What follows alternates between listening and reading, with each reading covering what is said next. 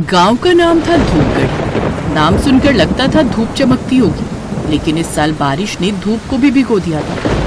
खेत कीचड़ में तब्दील, सड़कें दलदल सी और गांव के कोने में नदी पूरे जोश से बह रही थी। नदी के किनारे मिट्टी की खुशबू से सजा हुआ एक छोटा सा घर था, रामदेव काका का। और इस घर में थी दो महिलाएं, एक सास जो कभी जमाने की सुलझी हुई समझ थी, और एक बहू जो इस जमाने की जिद बन चुकी थी। राधिका शहर से ब्याह कर आई एक नई बहू जिसकी आंखों में कुछ कर दिखाने की चमक थी, और गीता उसकी सास जो थोड़ी तुनक मिजाज पर दिल की साफ थी। अरे ओ बहू, फिर वही खेत बनाने की कोशिश। ये घर है, खेत नहीं। बर्तन मांजे ना, ये सब छोड़। अम्मा बस थोड़ी सी पालक उग जाए तो मजा ही आ जाए। खुद की उगाई चीज की बात ही अलग होती है। गीता के चेहरे पर पहले चिढ़ थी, फिर हल्की सी मुस्कान भी थी जो छुप गई थी। वो बोली कुछ नहीं, पर अंदर जाकर साड़ी बदल ली, पुरानी वाली जो मिट्टी में गंदी हो सकती थी। शायद पहली बार गीता की दिलचस्पी बहू के काम में जगी थी। और फिर कुछ दिनों बाद बारिश के बाद राधिका क्यारी बना रही होती है। गीता पास आती है। ए बहू, अगर लौकी लगानी है तो बांस की खपची डाल दे। चढ़ने को सहारा चाहिए पौधों को और बहुओं को भी। अम्मा आप? और यही था वो मोड़ जब बहू की जिद सास के अनुभव से मिल गई। अब दोनों साथ बैठकर बीज छांटती, पौधे लगाती, पानी देती, और मोहल्ले की औरतें तूने सुना, गीता भाभी अब बहू के साथ खेत वाली बन गई हैं।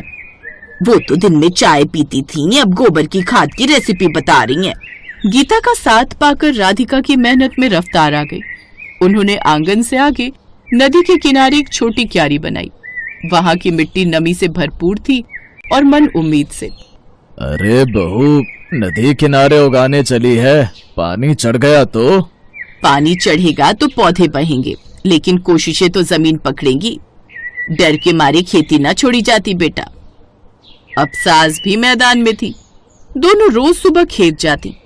राधिका पौधे लगाती और गीता तुलसी के पत्ते सीने पर चिपका लेती, जैसे किसान का कवच हो। खुद को देखने वाली सास अब साथ देने वाली सास बन गई थी। और फिर शहर से आई स्वरा स्कूटी से उतरती है। मैं स्वरा हूँ, ऑर्गेनिक फार्मिंग संस्था से। क्या राधिका और गीता जी यहीं रहती हैं? जी, हम दोनों ही, लेकिन हमने तो बस थोड़ी सी सब्जी उगाई है। वही तो मिसाल है, दो पीढ़ियां मिलकर खेती करें, औरतें आगे आए, यही असली बदलाव है। अब जो कहानी शुरू हुई थी बहू की, वो सास के साथ एक जुगलबंदी बन गई थी। गांव की औरतें अब आकर पूछने लगी, गीता दीदी, लौकी का फूल कैसे पहचानते हैं? फूल को नहीं, मेहनत को पहचानो। फूल तो अपने आप खिल जाता है। लेकिन कहानी यूं आसान नहीं थी। एक रात बहुत तेज बारिश हुई, नदी उफान पर, खेत जलमग्न। राधिका उठ, खेत देख सब बह गया लगता है। वो जमीन, वो मेहनत, वो पौधे, सब कीचड़ में दब गए। राधिका की आंखें भर आईं। बिटिया, तू अकेले होती तो शायद हार जाती, लेकिन अब हम दोनों हैं। फिर से बोएंगे, फिर से उगाएंगे। कहते हैं नदी जब बाढ़ लाती है तो सिर्फ खेत नहीं, इंसान की सोच भी बहा ले जाती है। लेकिन कुछ रिश्ते ऐसे भी होते हैं जो बाढ़ में और गहराते हैं। गीता और राधिका सास बहू की वो जोड़ी थी जो मिट्टी में उगती नहीं, बल्कि मिट्टी से उगाती थी। अगली सुबह खेत पूरी तरह पानी में डूबा हुआ था। अम्मा, इतना सब डूब गया, अब दोबारा कैसे शुरू करेंगे? बिटिया, तूने जब पहली बार बीज डाले थे तब तेरे पास क्या था? बस भरोसा। अब तो तुझे मैं भी मिली हूँ और मिट्टी भी तुझे पहचानने लगी है, फिर डर काहे का? कई बार हार मानने के बाद ही असली लड़ाई शुरू होती है। अब सिर्फ राधिका नहीं थी खेत में, अब वहाँ गीता थी, मोहल्ले की औरतें थी और गांव की उम्मीदें थी। गांव की चौपाल गीता और राधिका महिलाओं को समझा रही हैं। देखो बहनों, नदी के किनारे की ये जमीन थोड़ी नाजुक जरूर है, पर उपजाऊ भी है। हम सब साथ मिलकर इसे संभालेंगी तो कोई बाढ़ हमें हरा नहीं पाएगी। गीता दीदी, हम भी अपने अपने आंगन में कुछ न कुछ बोएंगी, आप सिखाइए ना। अब गीता वो सास नहीं रही थी जो सिर्फ चाय में चीनी ज्यादा होने पर बहू को डांटती थी। अब वो नेतृत्व कर रही थी और बहू उनका साथ निभा रही थी। कुछ दिन बाद फिर से खेत बन रहा है। महिलाएं जुटी हुई हैं और साथ में बच्चे भी। चाची, इस बार खेत में झूला भी लगाएंगे ना? जब खेत में हंसी उगने लगे तो समझो सब्जी की जड़ें मजबूत हो गई हैं। लेकिन असली तूफान अभी बाकी था। फिर एक दिन गांव में अफवाह फैलती है। सरकार नदी किनारे की जमीन को उद्योग के लिए खरीदने वाली है, सब खेत उजड़ जाएंगे। क्या? अब जब जमीन ने फल देना शुरू किया है तब ये नया खेल? नहीं अम्मा, ये खेत हमारा सपना है, इसे यूं ही कोई नहीं छीन सकता। अब कहानी खेत की नहीं रही, ये हक की लड़ाई बन चुकी थी। राधिका और गीता पंचायत पहुंची, गांव के लोगों को इकट्ठा किया। फिर क्या था, पंचायत प्रांगण, महिलाओं की भीड़, गांव वाले। राधिका, गीता भाभी, आप कहिए, हम सब साथ हैं। हमने इस जमीन को सींचा है ख्वाबों से। अगर आप इसे मशीनों के नीचे दबा देंगे तो गांव की मिट्टी बंजर हो जाएगी। कागजों पर विकास अच्छा लगता है पर रोटियां खेत से आती हैं। अगर हमारी बेटियां पहली बार खेत में उतर सकती हैं तो हम माएं पहली बार लड़ भी सकती हैं। मीडिया आया, अखबारों में खबर छपी, धूपगढ़ी की महिलाएं खेती बचाओ आंदोलन में सबसे आगे। फिर से स्वरा और डॉक्टर सोनिया आती हैं।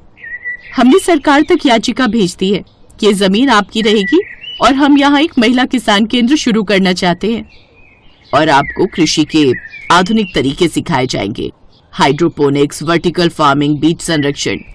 अब धूपगढ़ी की महिलाएं सिर्फ घर नहीं, खेत भी संभाल रही थी। अब सास बहू की जोड़ी न सिर्फ सब्जी उगाती थी बल्कि संघर्ष भी सींचती थी। फिर एक साल बाद गांव का मेला। इस साल सर्वश्रेष्ठ किसान परिवार का पुरस्कार जाता है गीता देवी और राधिका देवी को। मैंने तो सिर्फ बीज बोए थे, पर सासू माँ ने मुझे भरोसा दिया, जैसे धरती बीज को देती है। और इस बार बारिश जब आएगी तो हमारे खेतों में डर नहीं, हौसला उगेगा। तो ऐसी थी ये कहानी। एक बहू जो मिट्टी से दोस्ती करना चाहती थी और एक सास जो धीरे धीरे उसके साथ चलने लगी। नदी के किनारे उनका खेत था और मन के किनारे उनका अपनापन। बारिश ने जब ज्यादा गिरकर जमीन डुबाई तो उन्हीं दो औरतों ने मिलकर उस मिट्टी में फिर से हरियाली उगा दी।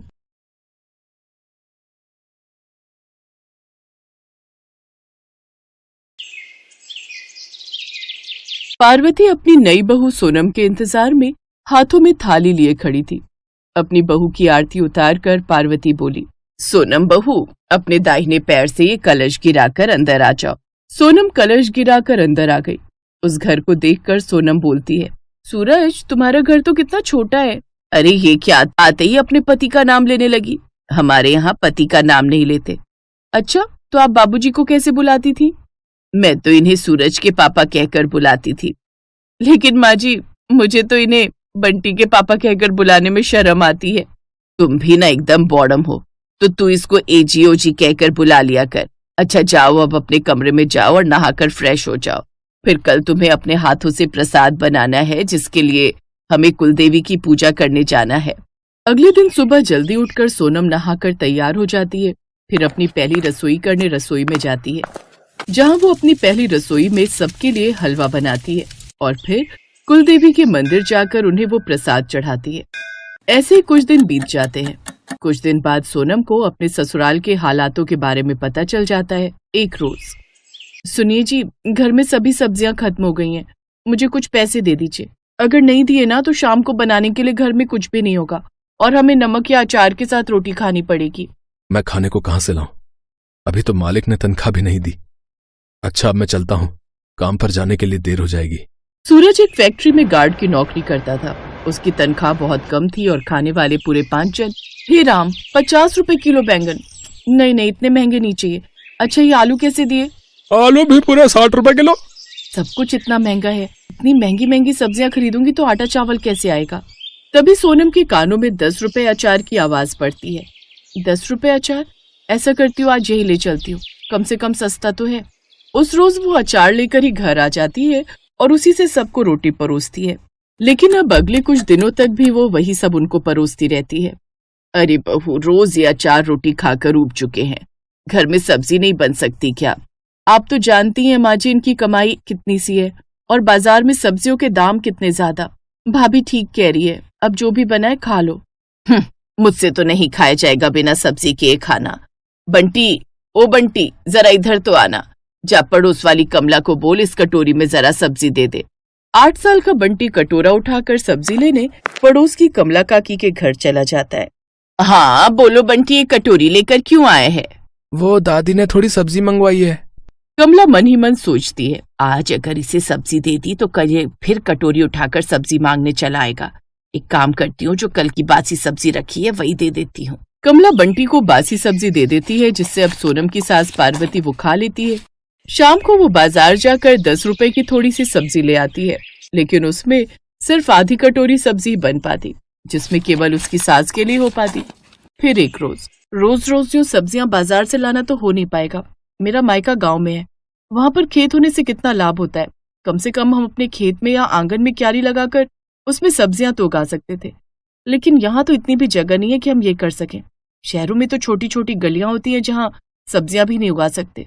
खैर, अब कर भी क्या सकते हैं। इसके बाद सोनम घर के कामकाज में जुट जाती है, लेकिन अभी भी उसके दिमाग में यही सब चल रहा था। फिर शाम को छत पर से कपड़े उठाने गई, तभी अपनी लंबी चौड़ी खाली छत देखकर वो सोचने लगी, मैं भी कितनी बुद्धू हूँ, मेरे पास इतनी लंबी चौड़ी छत है, क्यों ना मैं इसी में सब्जियां उगाऊं। हाँ, थोड़ी मेहनत लगेगी। अब सोनम के मन में उत्साह आने लगता है। वो उसी दिन से छत पर मिट्टी डालकर उसमें खाद डालकर सब्जियां उगाने का काम करती है और उनकी देखभाल में कोई कमी नहीं आने देती। कुछ ही दिन में सब्जियां अच्छे से उगकर तैयार हो जाती हैं। ये देख सोनम बड़ी खुश होती है। माँ, सब्जी तो बहुत अच्छी बनी है, खट्टी मीठी। बिल्कुल ठीक कहा, सच में इसका स्वाद बड़ा अच्छा है। अरे, अपनी खेती की सब्जियों की बात ही अलग है। ये तो हमारी बहू की मेहनत है जो उसने शहर में छत पर भी इतनी अच्छी सब्जियों की खेती कर ली। बहू, तू तो मुझे एक कटोरी और दे दे, मुझे तो बड़ा ही मजा आ रहा है। ऐसा लग रहा है अपने गांव की खेतों की सब्जियां खा रहे हैं। नहीं तो गांव से शहर की मंडी तक आते आते सब्जियां आधी तो वैसे ही बासी हो जाती हैं, जिसमें कोई स्वाद ही नहीं होता, ऊपर से इतनी महंगी।